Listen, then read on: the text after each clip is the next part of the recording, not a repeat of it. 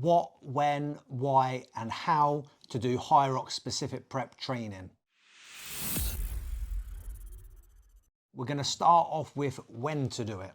So this is the training that you're going to do 8 weeks out from your Hyrox race. You'll do it 8 weeks out unless you're doing quite a few races. I was just checking the date because it's out 8 weeks out for.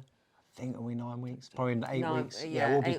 for October 2024 event in Birmingham. It's 8 weeks, isn't it now, or 9 weeks? So anyway, specific. So get it going. Get it done. Specific prep training ready to start now for that. If you were doing lots of events, if this was your first one, I'd say do the full 8 weeks.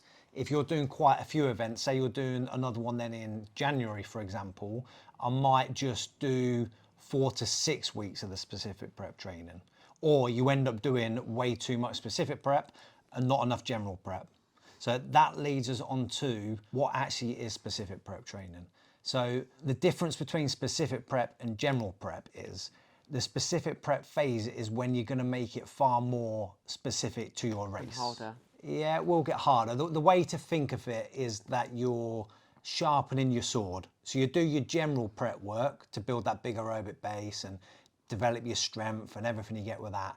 And then the specific prep brings it all together. So the reason you do the specific prep training is because you're now shifting your training to be performance. You're now training to perform for the race that you've got coming up. That doesn't mean you start doing Hyrox sims every session you're doing. Oh no. You're going to build up, you're going to do some Hyrox sims. We're going to get to what training you actually do a bit later on in the video. Just jump in there. Comment below if you've actually you've done a weekly sim to just keep thinking, well, I need to prepare for it, so I need to do the sim every week.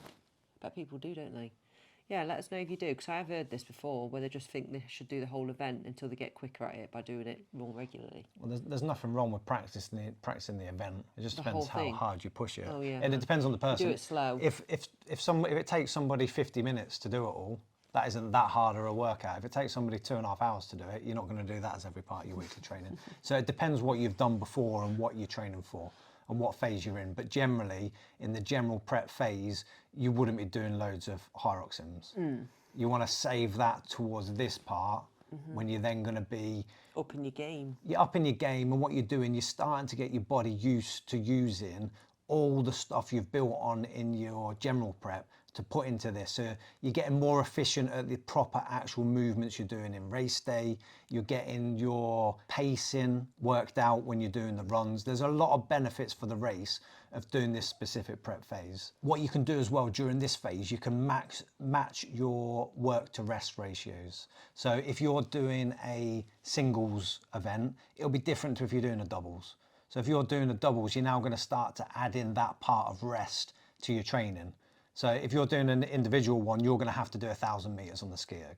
If you're doing a doubles one, and you're changing every 250 meters, that's what you can then start practicing.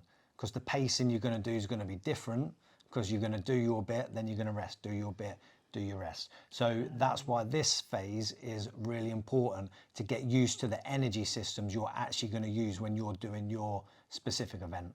Yeah, so we're doing doubles, so we do a doubles prep for 8 weeks. Yeah. And then if we do a solo, you do a solo prep. Do a solo yeah, prep. And it'll be harder than double. No, they're not. To be honest, doubles isn't easier than solo in a way, because I find the doubles quite hard, because even though you've got a rest, you tend to do the non-rest bits faster. Yeah. So that's why you maximise what you're doing. So when you're on that skier, you can push harder for 250 meters, because you know you're then going to get roughly a minute's rest. Whereas if you're doing the skier, rest though, it's a good rest. It is a good rest, but because you then push yourself that bit harder, you need that rest more. So for example, let me just give. So if I do a solo and I do a row, the row on a solo will be 2:30 splits potentially. I don't know, I'm just making that up. But when I do it with Steve, it'll probably be a 2:05. When that kills you for that short space of time. Because you then know you're going to get what we're getting at. A 2 to 2.5 minute rest. Well, it should be 2 minute rest if I get on with it. 2 minute rest before you then go back out and do your run again. So you can get your heart rate down, recover from it, go again. That's why the training is then slightly different for doubles and individuals. And then you're not just winging it on the day, which a lot of people will wing it on the day because they know how hard it is and they just think, oh, I'll just get through it on the day. But then you don't get a good result if you've practiced it and you know your pacing. Yeah, when you know your pacing and you know what speed you can run at, you know what you can do the ski ergs at, you know what you can do the rowers at, you know how far you're going to push the sleds before you have a little rest. Whatever it is, you've got that tactic going into that race day.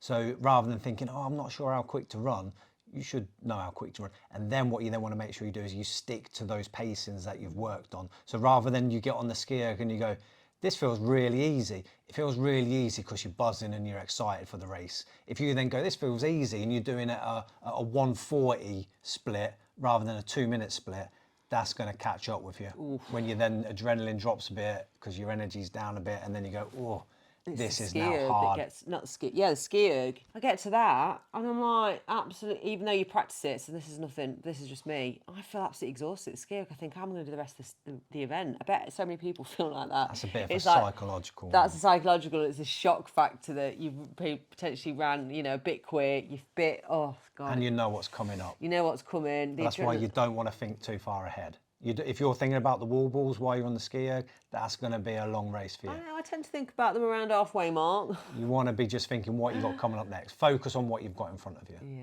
How you're going to do your specific prep and how I do them in the 8-week blocks is they're split into 2 4-week blocks. There's 2 phases to it. So you're not doing sims from the very beginning. You're starting to ramp your training up in the first 4 weeks, getting you ready to then do those sims.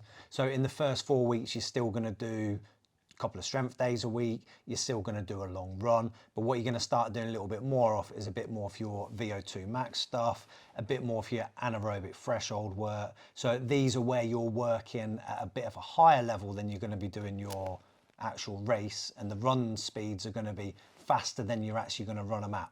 So this is the part where you're really sharpening the sword, bringing everything together, getting yourself ready to peak. And that's important, but peak for this race. Is it week 6 that's a killer? Week 6 is tough. So how it'll work, you'll have that phase 1, and that's what the training's based like that. So during that week, I say a couple of strength training sessions a week, a longer run, and then 2 harder sessions. They're going to be hard ones, and then the other ones are a little bit easier. And then phase 2, the last 4 weeks, really it's only 3 weeks because week 4 will be a taper week. And that's a beautiful week. Week 4 is nice. I love looking forward to that. So week 5, we then start introducing some sims, but again, you're not doing all full sims. No, so some of them are half sims. Yeah. Some will be first half sims, some will be second half sims. You will be sick of it by the end of it. I ain't going to lie to these people on here. Yeah, this is You're tough. You're sick of it. It's tough. You're crying. I think I cried a couple of times. I said I can't do there's it. nothing wrong for a little cry. But with that's why you wouldn't do this sort of training all the time. No, you wouldn't. But it's like hard but enjoyment. It's good. It gives you a focus. Everyone needs a plan. I'm so grateful for the plans because I hate going to the gym and going, oh, what should I go on? And you just make it up as you go along. Yeah, people need structure. Yes, that structure of going, this is what you're going to do. And that's why there's development days, stimulation days, recovery days, high performance recovery days, to make sure that not all your training, you're going, right, it's 3 weeks, it's 4 weeks before, so I'm upping my training. I'm going to do a sim every day, a half sim. Sometimes you'll do a 70% sim. Sometimes you do half sim. So 70% sim could be you're doing 70% of the run. So you might do a 700 meter run. And then 70% of the ski erg. So if we're doing it as singles, it's 350 meters each. So again, we'd split that in 4 though. So you're still working that work to rest ratio style. Yeah. And then other sessions you're going to do, you're still going to do a little bit of a longer run. You're going to be doing less strength training because it's going to be harder to recover from these sims. So these sims become the harder ones. Well, the sleds are going to be your best friend by the end of it. Yeah, you soon get used to doing what you're doing. You feel like a right warrior by the time you've done it. And then a lot of the sims as well will be 1,200 meters rather than 1,000 meters. It gets you used to running the rock zone. Yeah, because learnt that. We learnt that. We did it as 1,000. You've changed your prep to whatever you've done. On some of them, yeah, on of them. Though. Yeah. But I think it's a good starting point, 1,000, and then trust me, you'll need that extra 1,000's good to do, but I think when you start doing 1,200, when you actually come to the day, you are actually near enough running that distance. It's a little bit less. But when you do your first run or your last run where it might be a bit longer, a bit shorter, if you've only done exactly 1,000 meters, it's then quite tough to transition into that longer run because you're going, how long is this going on for? And then you go, have we run an extra lap? No, it's just how the race is set up sometimes. Yeah. So it's then, you're then in that phase as well, you'll do a bit more compromised workouts as well. Yeah. But you've built up into that in the first phase doing the anaerobic threshold stuff. So when you're doing your compromise workouts, that's when you do, compromise runs mainly. That's when you're doing do your workout, get your heart rate, get your legs pumped, and then do your run. And then you're working out, do you need to run a little bit slower to get your recovery in from what you've done on the workout? Or can you pace it all to get it where you're going to be exactly where you want to be? And that comes from practicing it. That's why it's good to practice them. It's good to practice the first half of the race. Yeah. That's probably the It's hardest part. for sure. Especially on the doubles. I'd say it's the hardest part. God, As soon as you're doing sickening. the wall balls are difficult, but when you're splitting 100, it's nowhere near as hard as the individual doing 100 in one go. Oh, yeah. So that first half of the race, when you really put it in, and it's good to practice it, good to get your pace in. That's how you'll actually do and plan your specific prep phase. It's a really important part of your training. It's not the most important though. I'd still say the most important is your general prep. Yeah. Building up your fitness, Bit getting that base in, foundations. build the foundations, do stuff to develop your running speeds, do stuff to really get that base in there. Strength work. So this brings it all together. Yeah, getting strong in your off season. Yeah, then because we're bring getting this stronger in. now. Yeah, We're on it. I'm cleaning up my diet, aren't we? Going on a honeymoon in 3 months, so getting ready for that. get it sorted. So yeah, that is what the specific prep training is, how to do it, why Yeah. to do it. Hope you found it all interesting. Check Yeah. out the other videos we've done. Follow us on Hyrox Workouts on Instagram. We're so easy to find. Yeah, all the workouts that I've just mentioned there's loads of them that I've just share on their that so page you as can well. get it's all lots of stuff for free. So, it's not So like you have check to- it out. If you do want to get the programs, check the link below where we do specific prep programs and we do the general prep programs.